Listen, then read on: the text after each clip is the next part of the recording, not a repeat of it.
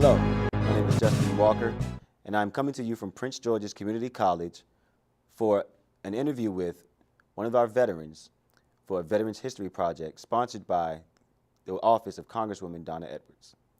We are here this evening speaking with Mr. Dennis Barnes. How are you doing today, Mr. Barnes? I'm doing just fine. Good, good, good. Okay. It's good to see you again. Same here, likewise. Yeah, good, good. I know we were talking a little bit at the beginning, kind of getting warmed up, but let's go ahead and get right into this. I know we've held up your vacation long enough, so. I got more time than money, so I'm at your disposal. Good, good, good. So to start off, where and when were you born? I was born in Washington, D.C. in 1942. Okay, all right, so lifelong Washingtonian? Born and raised here. Remember it before all this building up started, huh? I've seen it go through changes and for the past, I don't know how many years. Right, right. So tell me a bit about who were your parents and what were their occupations? My parents was Mabel and James Barnes. My father was a postal worker. Mm-hmm. He was in World War II in Germany. And my mother was, she was a domestic worker at first. Then she started working at the post office. Mm-hmm. Any memories of your father speaking about any of his experiences in World War II? Oh, yeah, he always talked about, he was in Germany, and he talked about what the Germans expected of blacks when he was over there. Mm-hmm. They were told that blacks had tails. Wow. It was interesting. Mm-hmm. Mm-hmm. But they stuck together over there. But it was interesting the things he talked about. Okay, okay. And were you born? You weren't born when he was at war, were you? I believe I was. Okay, you were. But were you old enough to kind of remember that time, how it was at home or anything like that? I just remember he wasn't at home, Mm-hmm. and I lived with my grandmother for the first 3-4 years in the country. Okay. And I really didn't see him until, as I can recall, I was probably 4, 5 years old. Okay. How was that? Well, at that young age, there was enough men around me that it didn't bother me. Right, right, okay. Did you have any siblings? I've got a brother and a sister. My sister just died last week. I'm sorry to hear that. Yeah. I'm sorry to hear that. And I'm the oldest. Okay. Okay. And she was the middle, and my brother's younger. And what was the names of your brother and sister? My sister was Linda, Mm-hmm. and my brother's name is Jimmy. Okay. James. Okay, cool. Did any of them serve in the military? I was the only one. Only one. Okay. Only one lucky enough to make the decision, huh? Yeah. What were you doing before you entered into the service?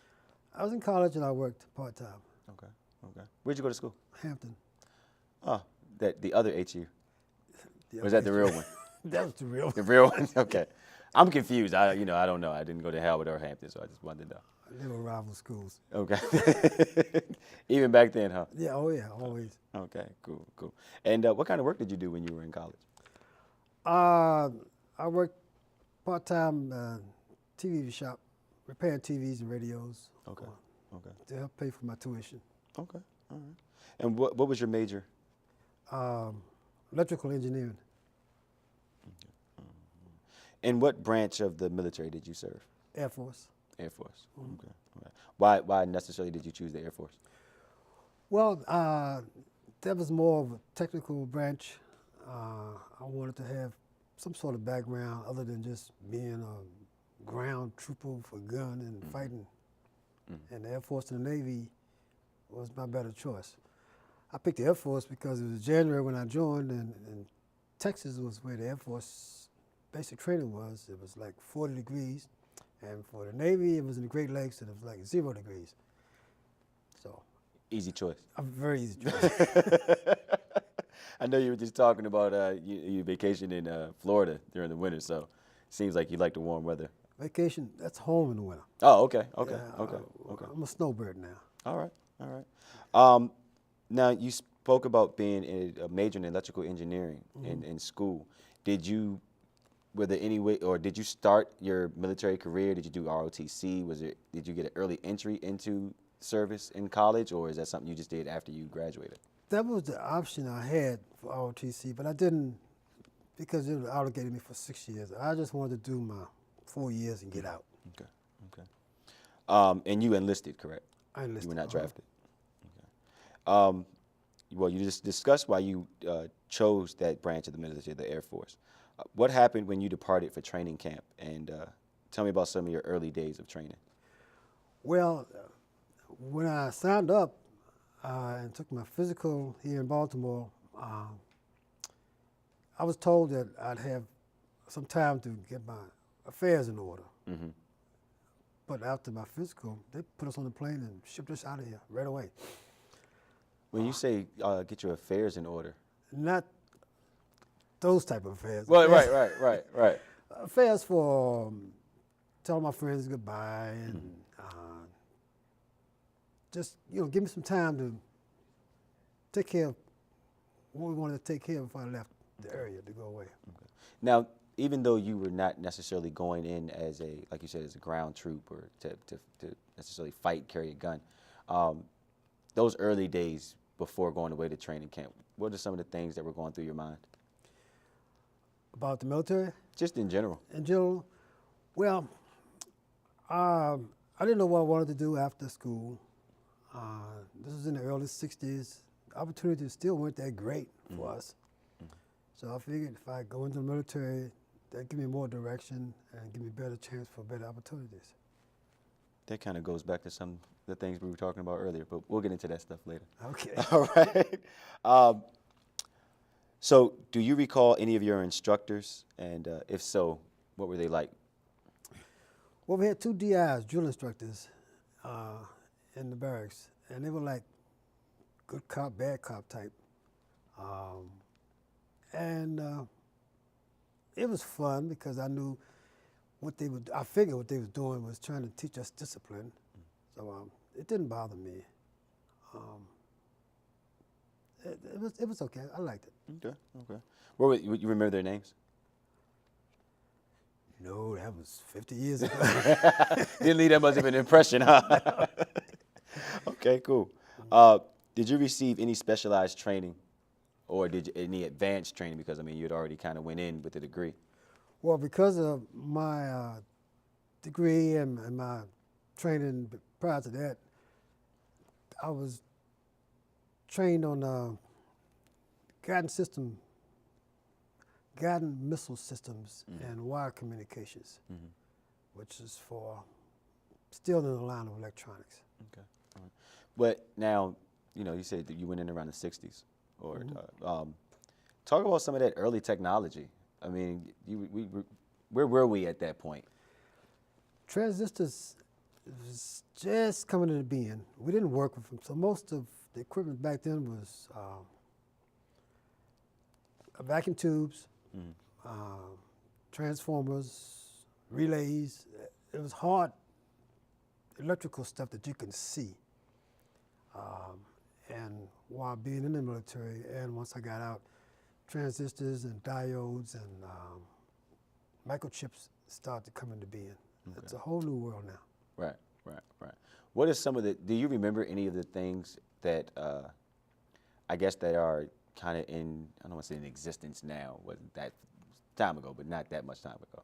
But anything that's in existence now that you kind of saw the beginning stages of, or something that may have kind of evolved into something now? Wireless transmission of power. They talked about that. We didn't see a lot of it. The only thing that was wireless then was radio waves, microwaves, lower current in electricity, less power to run things.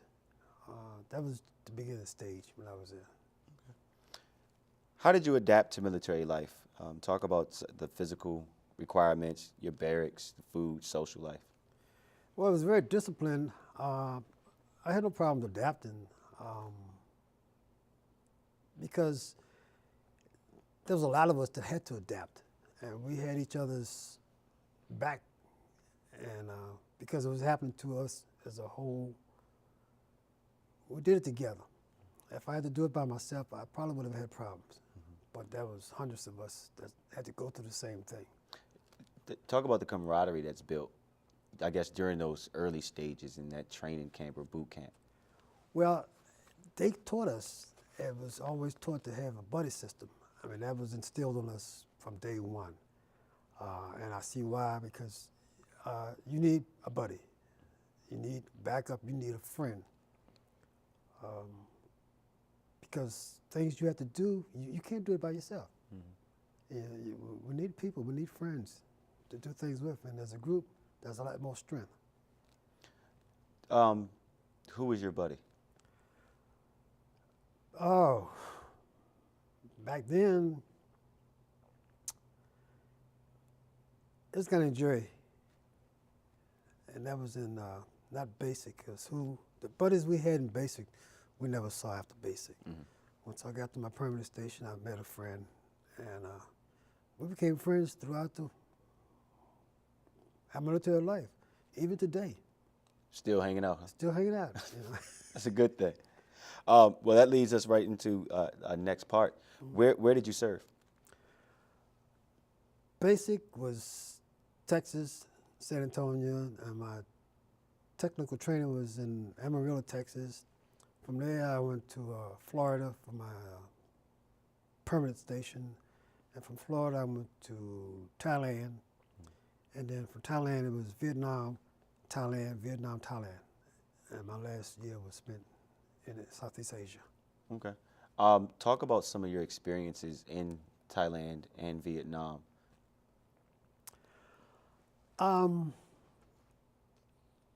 Being there, I saw people, they took nothing for granted.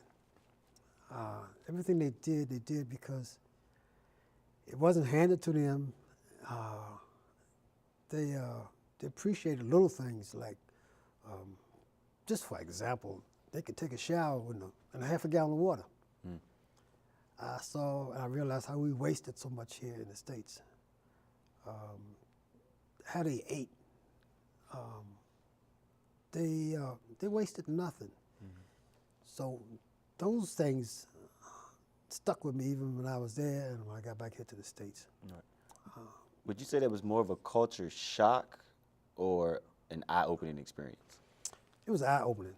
It was both. It was a culture shock because here, before going overseas, I was born and raised in D.C., and I thought D.C. was the biggest, baddest city in the world. Right. After going over there, that's not so. And I learned a lot just from the little people there who stuck together.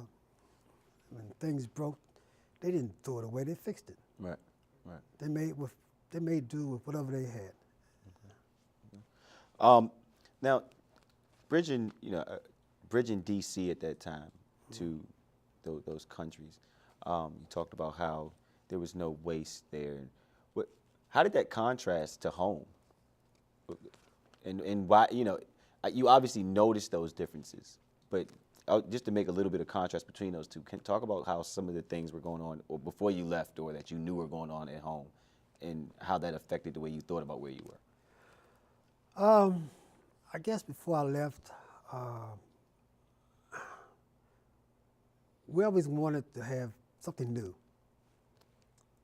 And things that I had, once it got old, I didn't want it anymore. I wanted the new stuff. And I always thought bigger was better. And I always thought that what my friends had was better, like the grass is greener on the other side. Right, right, right. But being overseas, people didn't look at things like they appreciated what they had. And that taught me to appreciate what I had. Yeah, I was going to say, I'm sure it kind of built an appreciation amongst yourself with realizing that, things were not as important and to take more appreciation in the things that you did have. Absolutely. Okay. Were you on the front lines? There was no front line. There was no front line. No, the front line was everywhere. Okay.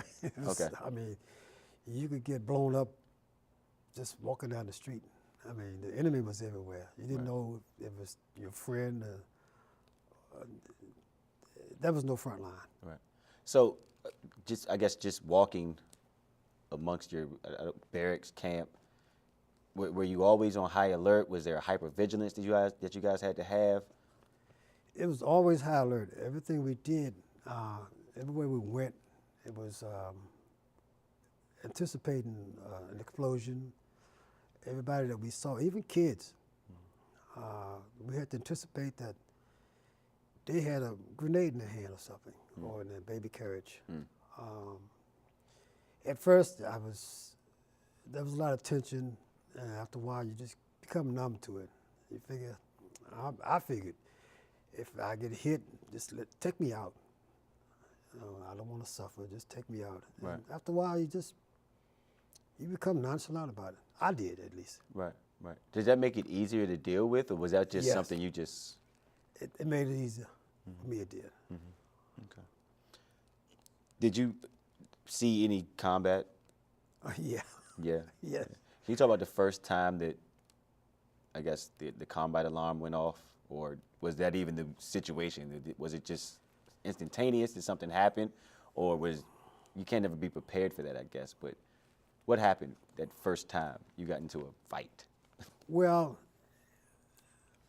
being in the Air Force, we weren't directly in combat situations, Right.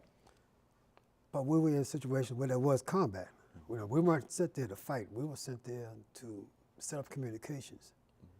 We were dropped off in a helicopter, and my friend that I'd been friends with for, I guess, maybe 2-3 months, we were close together as you and I was. And I heard nothing, and next thing you know, the whole top half of his body was just blown apart. Wow. And it was hard to believe. And it wasn't until that night that I realized what had happened, and that could have been me. So most of the combat that I saw was situations like that. It wasn't like we were in a ditch fighting and shooting back and forth. We were shot at, didn't know where the shooting was coming from. We had to watch where we walked because there were mines everywhere. So it was not like what you see on TV, World War II, and you're shooting back and forth at the enemy. Right. Well, that's what I was going to ask. You see TV, you watch shows, and they paint this picture of what combat is, and you can never really understand how your mind keeps moving in a situation such as you just described. Can you talk a little bit about how can you keep a presence of mind with something like that happening that close to you? I put my mind somewhere else. If we have to go into a hamlet or a jungle area to lay up communications, I would be somewhere else mentally. When you think about, or when I thought about, what could possibly happen, I couldn't function properly. So I would just take myself somewhere else. I used to drag race before going to the military, and I would be imagining myself speeding down the highway somewhere while I'm doing what I'm doing, and hoping that I don't get shot at or blown up while that's going on. Is that more training that you can still perform that way, or is it survival mode? That was survival mode, I guess. Our training was, they'd always tell us, don't think like John Wayne. You're going to throw a grenade and stand there and watch it blow up. Right. And you don't know who your enemy is. So I just put my mind to it. I don't know if this guy who I'm drinking with the night before is going to be shooting at me tomorrow or not. Right. In a lot of cases, that was the case. So you all were face-to-face with people from Thailand and Vietnam that you kind of had to have a side eye towards. Yes. One particular case, a guy I saw at a bar in a country that I can't mention, we weren't supposed to have been there. He said to me, "Hey, homie, I saw you out there the other day. I could have got you." Someone told you that? And he told me that. He was Vietnamese. Wow. And that was scary. I was gonna say, how do you respond to that? I mean, I just took another drink. I guess that's the best thing you can do in a situation like Yeah. that. Wow, I mean, but does that? I mean, I can only I can't even imagine. Did everyone else react to that? I mean, was it like that awkward silence that came about, or was it just like, oh, okay, we're just gonna go back to? Well, I was so struck that I didn't know what else to say. I didn't know how to come back at him, or I didn't know what else to do. I just took another long, hard drink. Right. And Right. you would hear things like on the radio. I don't know if you heard of that was Tokyo Rose, but we had Hannah and Hannah over there, and she knew everything that was going on. Listening to her on the radio at night would be depressing because she knew more about what was going on than we did. No, I've never heard of that before. Now, can you give us a little bit of background on who that was, and I guess what was it, a radio show? Or? It was a radio show. They had the United States. We had a small station on all our bases that would only broadcast, I don't know, 100 yards or so within the base. And we would listen to music from home and some news from home. But every now and then, Hannah, which was she was a Vietnamese, I guess she was Vietnamese, would cut in on the radio station and say depressing things to kill the morale of the troops. So they would kind of hack into Yes. you all's signal. Wow. There was Hannah for us. I think it was Tokyo Rose for Japan, the war in Japan. And I don't know who it was for World War II, but I think for every war they had a That's radio person like that. I've never heard of that before. Oh, yeah. I guess that's something they won't let you. They don't put out. I thought it was well known. No, I've never seen. I've never heard that before. Saw that in a movie. So that's something interesting that you just told us. Thank you. When you're in that situation, when those type of things are happening, when you're doing your job, you talked about being somewhere else. Were some of those memories about home? Were they about family, or was it more so just things that really just kind of took you to more of a happy place? Things that took me to a happy place. Family over there, the communication you get from the family wasn't that great. Sometimes you might get a letter. You won't get a letter for maybe 30 days or a little over a month. And some letters were depressing, some were good, some were okay.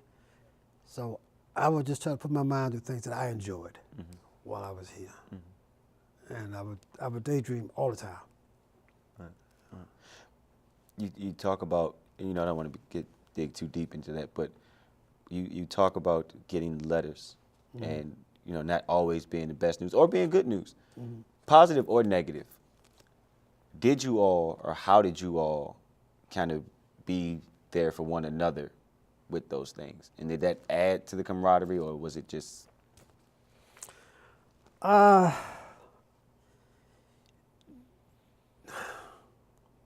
really. If somebody got a John Deere letter, we go get drunk over it. Right. Right. Hey, buddy, now you feel, have another drink. I'll drink with you. Or let's go to town and do some things that take it off your mind. GI things. Right. Right. Okay. You don't have to get too deep. No, but I mean, they romanticize things when you read books and when you look at magazines and when you watch movies. And not that it wasn't still a building of camaraderie, but when you watch things on film or in other type of media, it's I guess enhanced. Yeah, rarely were there loners. I mean, if there was a loner, I was a little afraid of loners because you don't know what they're going to do. Right. You don't know if they got your back in a given situation. So those of us that communicated and had the camaraderie, we built on that. I was going to ask about that when you were talking about, don't go acting like John Wayne. Mm-hmm. Were there cowboys? Oh yeah, there were some cowboys out there. How, I mean, I can probably guess what the thought of them were, but how do you deal with someone like that that's around you that could really jeopardize an entire group of people? I would let them do what they wanted to do, but they were risky. None in my groups, got hit. Mm-hmm. I guess they were lucky, but they did some risky things. Well, we kind of spoke about what you did for recreation or when you were off duty, but is there anything else that you guys participated in, did to kind of wind down? No, over there wasn't a whole lot to do. When we could go to town, we would go to town. Play cards, listen to our music. We'd read a book. There wasn't a lot to do. Okay. There was a lot of tense moments, so as far as recreation, we'd go to town or to another part of the country. We'd go to Tokyo or we'd go to Bangkok for R&R when we could. Okay. So as things kind of ramped down and you were preparing to go home, what was that like? That's the scariest time. To go home is the scariest time. Oh yeah. We all had countdown calendars, and as we counting down, as the days get closer to going home time, you're concerned about, I'm so close, what's going to happen? Mm-hmm. You hear explosions going on all the time, and you see brothers you know or people you don't know for a day or two left, and they don't make it. So to me, that was scary. Mm-hmm. You spend all this time here, and it's time to go, and something stupid take you out. Right. So that was scary. So is it safe to assume that you guys were more heightened at that point? Extremely heightened. Mm-hmm. I mean, even on the plane, as the plane was taking off, I'm thinking, until we got to 25, 30,000 feet, are we going to get shot out of the air or what? Right. I was concerned. Once we're up and we hit turbulence, and if there was mechanical problems, that didn't bother me. It was just, are we going to make it out of this godforsaken country? What is that feeling like when you get out of the danger zone, I guess? Like you said, when you get to 30,000 and you're kind of out of danger, if you can ever really say you are out of danger until you're home. Mm-hmm. Do the nerves start to settle, or is it I'm not home yet, so I can't get comfortable? I rarely sleep on a plane. I slept, and it's like waiting to exhale. Mm-hmm. It's like I hadn't exhaled in a year. So you got, right, right. And when you touch down American soil, it was just like, I'll never leave this again. So it was a wonderful feeling to touch down once we did. Okay. So you flew back home, I'm assuming? Yeah. Okay. Where did you come back in? We came into California, Fairfield, I forget. It was on the West Coast. But we had to stay there for, I think, a week or 2 weeks just to be debriefed. Okay. What we saw, what we did, leave it there.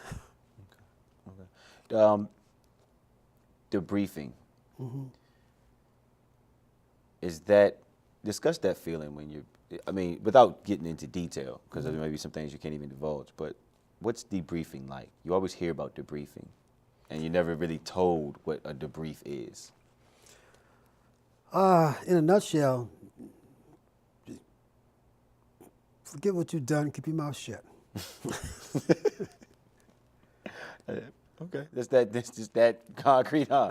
Yeah. Okay, all right. And what was the reception like? Cold. Really? Cold. In California, it, uh, we were shunned, spit at. When I got back here to the States, there was, I flew into Dulles. I think Dulles was kind of new at the time. There was no fanfare. There was nobody there to greet you. And coming back, it's not like there was a bunch of us getting off the plane. I was the only one to come back really? to the D.C. area that particular day. So, because at this point we're kind of into the anti-war sentiment. We were in the middle of it. Right. Okay. Okay. So, how does it feel to give a certain part of your life to your country, to, fight for your country, people who didn't or could have cared less as to what you did? I felt bitter, when I first got back. It was hard to get a job, and I felt extremely bitter. And after a while, I just had to set it aside and forget about what I felt, and all I could do is just go into my bag of trying to do the best I could to please the people I was trying to go to work for. But I was bitter. Okay. Okay. And for years, I just tried to put this military and the war behind me, as though I was not even there. For years, probably 15, 20 years. But I'm going to come back to that, just kind of when we wrap up. But as a African American, and we spoke a little bit about this offset, did that add to that bitterness? Because not only was the anti-war sentiment going on, but we're still within the civil rights movement as well. So talk about the comparison and contrast to that as well. Well, that was part of my bitterness. Fighting for the country, and I was not appreciated as being an ex-GI. I was not appreciated as being a man. There's a lot of racial movements going on. Blacks back then, we were trying to achieve a lot, and that wasn't being appreciated. Martin Luther King was not being appreciated.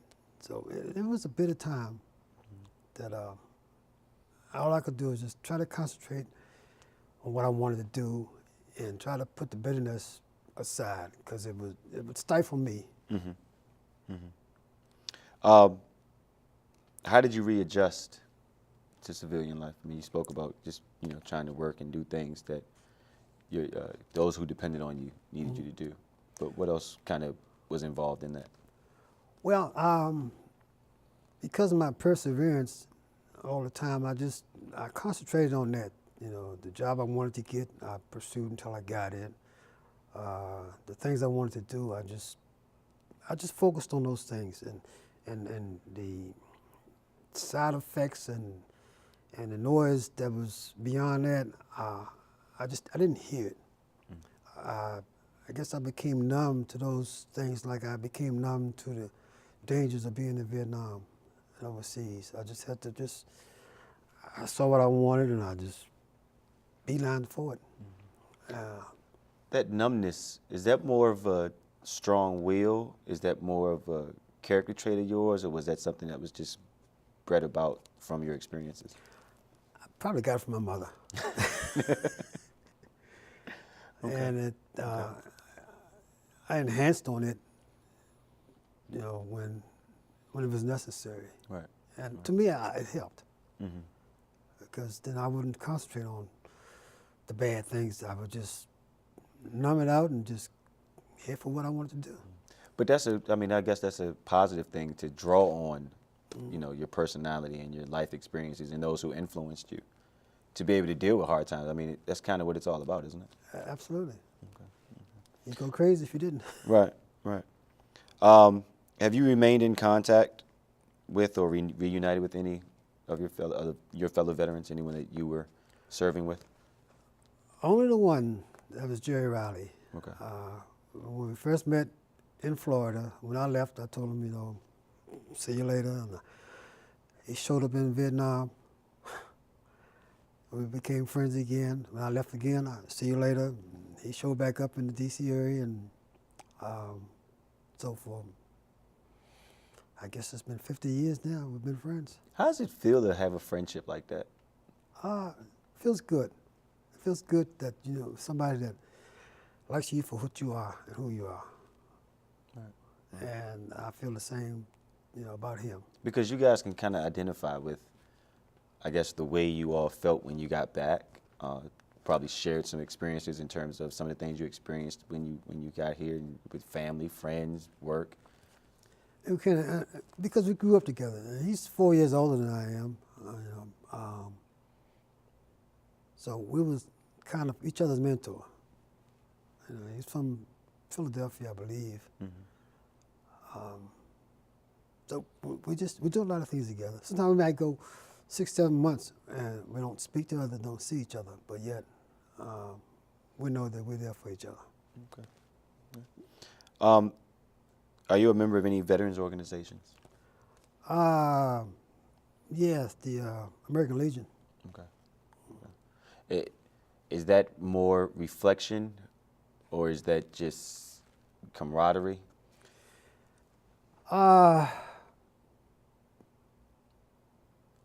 Camaraderie.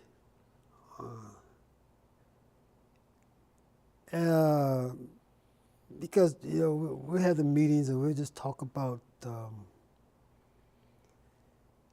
things from the military, and we try to talk about help that we can give each other even right now. Mm-hmm. So it's a lot of camaraderie, I guess. Okay. I want to go back a bit, just in terms of coming home and the things that were available to you. Mm-hmm. And once again, just kind of with some of our prior conversation earlier today about things that are available mm-hmm. to people and veterans specifically. Do you feel like some of the experiences of your generation, and maybe even the one after, has led to the expansion of services for this generation of soldiers? Or just give me your overall thoughts on that. Well, coming out, there are benefits for vets that most of us took advantage of.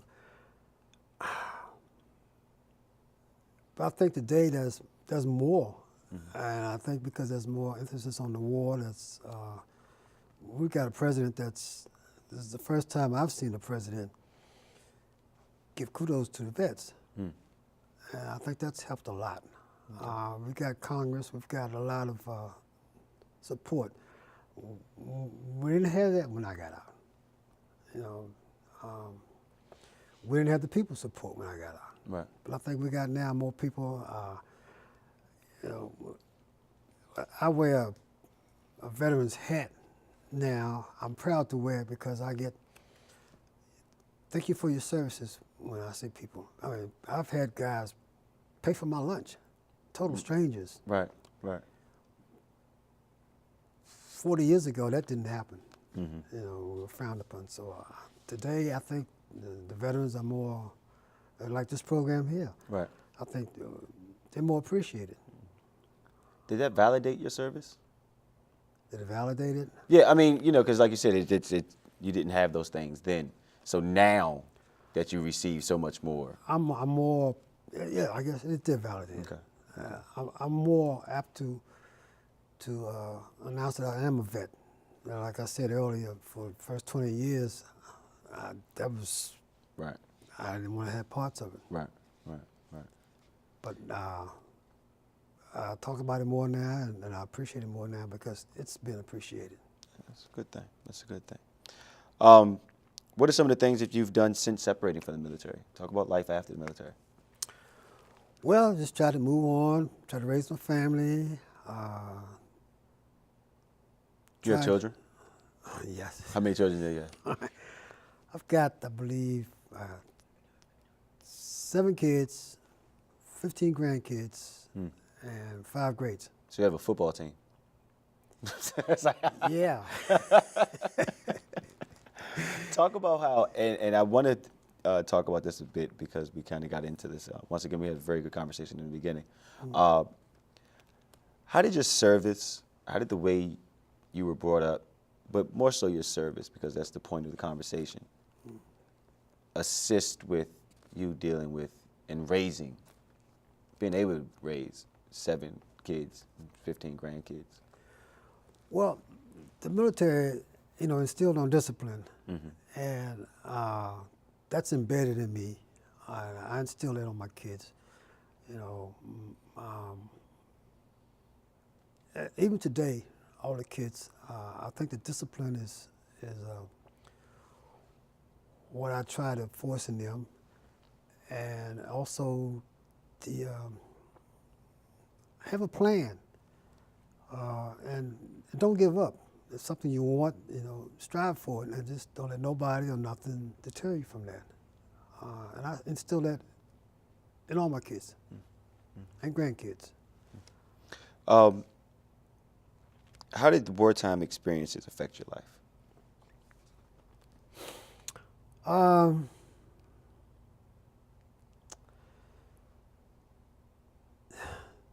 Hard to say. Leaving the military, I've learned to appreciate people for what they are. That could have been a little biased, but being in the military, being in the war zone, I've learned to accept people for what they are, who they are, and just learn that we all have different cultures, and I try to understand theirs, and I try to get them to understand mine, and not be not understanding because I don't understand them. I didn't feel that way at first. But I think that's something that's important, is to be able to, however that's brought about, I think it's important to be able to do that. So I think that's a good thing. Absolutely. I mean, just understanding each other. Right. Sometimes the other person don't mean any harm, but that's their culture, what they've done. Right. Right. And I think the world would be a lot more peaceful if everybody understood each other. Now, you may have already kind of led into this, but some of your life lessons that you learned from service, or just from the overall life experiences, because the military service was kind of a springboard, I feel, for you, and you let me know if I'm wrong, but to some of your other experiences. So, well, my biggest life lesson is just never give up. Never give up. And, I've always thought that nothing is impossible. It's just that some things ain't been done yet. Right. I like the way you put that. Right. And that's how I look at life. If I'm doing something, and if it's tough, the tougher it is, the more I'm determined that it's not going to win. I got to win. Right. There's a song out, if it doesn't kill me, it'll make me stronger. So I like challenges because anything can be overcome if you work hard enough at it. I believe. I think that's a really good sentiment, and a very true one as well. Your military service, has it impacted your feelings about war or the military in general? Yeah, 50-50. I think war is sometimes a necessary evil. From my standpoint, sometimes I think war is, I don't know if it's about monetary, if it's about power, but sometimes I think it's necessary. What are some of the necessary things that war, I guess, serves? Aid to those who might need it. Aid to countries who are about to be overrun. Those are the necessary evils, I believe. Because, you got countries that want to dominate the world, and to me, if they do it bit by bit, Right. on smaller countries, that'll make them a large enough country to make their force greater. In this time of, you've seen revolution in Egypt, you've seen revolution in Syria, you know, you've even seen some revolution of your own in your time. Well, you know, earlier on, before even these, that we may not have necessarily known about. I think that kind of, I guess, is indicative of what you just spoke about. But when people say America in general, the USA, the United States of America, are not the world police, is that, you know, when you say 50-50, is that something that you believe half of that, you don't, or is it just kind of the same statement that you just made? I don't believe we are the world's police, but I think a lot of countries look up to us because of the achievements that this country has made in the 400 years that we've been in existence, and the freedom that we have. And most countries envy that, I believe. But those who don't envy it, then they try to put that belief out there we're trying to police them. I don't think we're trying to police. I think, honestly, that we're trying to keep world peace. So it may not always necessarily be the best, or may not always look the best, but you still think it's for the greater good. War? Well, war and I guess just the spread of freedom, or the spread of freedom and some of the conflicts that we're into. You know, there's a lot going on in countries' governments that we don't know about. We don't know what's happening for real. Right. It could be for monetary, it could be for power, control. But just from what I've seen, my little standpoint and what I can talk about, we're not the police. I think we're just armed peacekeepers. Okay. Are there any messages, or what would the message be that you would like to leave for future generations who will view and or hear this interview? And we're talking military, regular citizens, whatever it may be. Well, I like to say to the guys and girls out there, stay focused at what you believe in, what you want. Never give up. And this old saying we had in school was obey the golden rule, which is do unto others as you want them to do to you. Right. And you do good, it'll come back to you in the long run. Is there anything that you feel like we have not discussed, or anything you would like to add? As an old man, I can't think of anything else. Well, Mr. Barnes, you know, it's been a pleasure to meet with you again and sit down with you again. I appreciate you sitting down and being so open with us and taking the time to, you know, share your experiences. Definitely had a great time. Pleasure's mine. Thank you. I appreciate it. All right. All right. So for Prince George's Community College, I'm Justin Walker. This has been the Veterans Project for Donna Edwards, Congressman Donna Edwards' office. Thank you very much for joining us.